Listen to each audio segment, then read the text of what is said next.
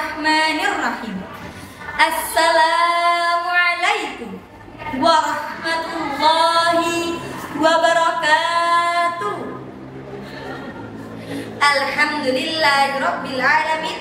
Wassalatu wassalamu ala asyrafil anbiya'i wal mursalin sayyidina wa nabiyyina Muhammadin wa ala alihi wa ashabihi ajmain. Amma yang saya takdimi seluruh dewan juri yang arif dan bijaksana, yang saya hormati segenap panitia lomba pekan dakwah milenial yang semangatnya kian membara, dan yang saya banggakan seluruh peserta lomba dimanapun kalian berada.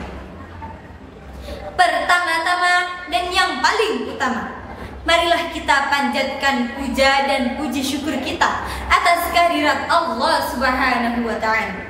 Karena berkat rahmat dan hidayahnya, kita masih bisa bertolabul ilmi dalam keadaan sehat walafiat. Tak lupa pula sholawat dan salam semoga senantiasa terlimpah curahkan kepada junjungan kita Nabi besar Muhammad Sallallahu Alaihi Wasallam, yang telah membimbing kita dari zaman ontak ke zaman Toyota, dari zaman jahiliyah menuju zaman yang terang benderang, yakni ad-dinul Islam. Pada kesempatan yang insya Allah berbahagia ini, izinkanlah saya Talita Nur Hafsa Asmi dari MTS Modern Al-Rifai untuk menyampaikan sedikit tausiah penuh hikmah dengan judul Tawaduk bukan kepentingan melainkan kewajiban. Pemirsa rahimakumullah, tawaduk adalah kata yang seringkali kita dengar di kalangan masyarakat. Namun, tahukah kalian apa itu sikap tawaduk? Yang dimaksud dengan sikap tawaduk adalah bersikap rendah hati dan bersikap lemah lembut kepada orang lain.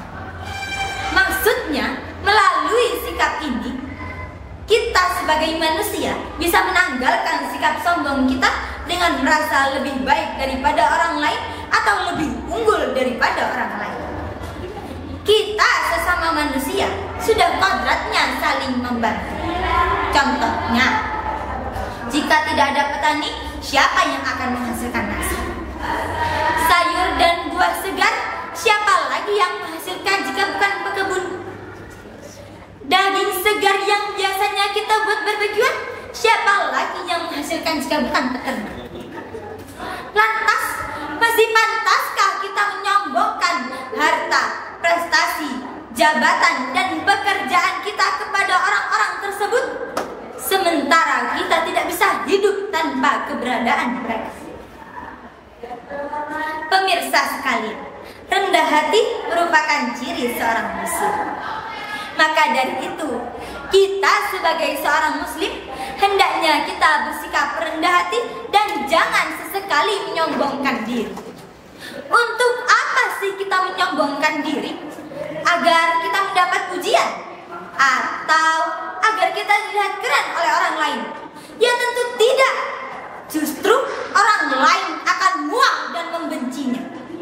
Bahkan orang lain pun bisa saja berkata, "Ih, apaan sih, sombong amat." Betul tidak? Maka dari itu Allah Subhanahu wa Ta'ala berfirman, A'udzu billahi minasy syaithanir rajim.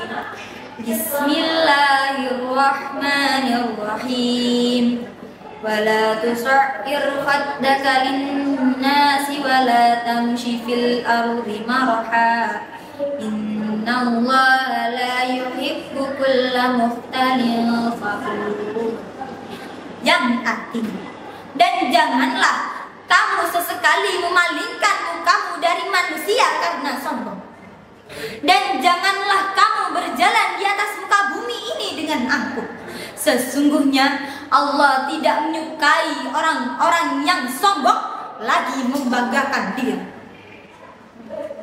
Pemirsa sekalian, ciri orang tawaduk adalah ia yang tidak berambisi untuk menjadi terkenal, Ia yang tidak segan bergaul dengan fakir miskin, bahkan tulus sekali mencintainya.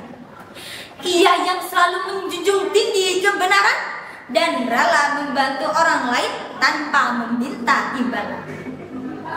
Lalu, apa saja sih keutamaan dari sikap tawadu itu? Talita akan menjelaskan 3 keutamaan sikap tawadu. Yang pertama adalah menjalin hubungan sosial. Dengan adanya sikap tawadu ini, hubungan kita dengan orang lain ketika di luar akan terjaga dengan baik. Bahkan dengan adanya sikap tawadu ini, kita bisa mempererat tali persaudaraan. Sebagaimana pepatah pernah mengatakan, percayalah, seseorang yang rendah hati akan disukai oleh banyak orang. Yang kedua adalah meninggikan derajat. Dengan adanya sikap tawadu ini, derajat kita yang awalnya rendah menjadi meningkat tinggi karena adanya sikap tawadu. Hal ini tidak hanya berlaku di masyarakat, tetapi juga berlaku di dunia dan di akhirat. Sebagaimana Rasulullah SAW bersabda, barang siapa yang bertawadu karena Allah, niscaya Allah akan meningkatkan derajatnya. Dan barang siapa yang sombong, maka Allah akan merendahkan. Hadis riwayat Imam Ibnu Mandah dan Imam Abu Nu'aim. Dan yang ketiga adalah urusannya dilancarkan. Dengan adanya sikap tawadu ini pula, urusan kita dalam kehidupan sehari-hari akan dilancarkan oleh Allah Subhanahu wa Ta'ala. Pemirsa sekalian, apakah kita sudah menjadi orang yang tawadu? Mudah-mudahan kita semua dijadikan orang-orang yang selalu rendah hati dan tidak suka menyombongkan diri. Mungkin itu saja yang dapat saya sampaikan. Kurang lebihnya mohon maaf. Jika ada jarum yang patah, jangan disimpan ke dalam peti. Jika ada kata-kata Talita yang salah, jangan disimpan ke dalam hati. Undur maqalah wala tandur man qala. Lihat apa yang dikatakan, jangan melihat siapa yang mengatakan. Wabillahi taufiq wal hidayah waridha wal inayah. Tsumma salam.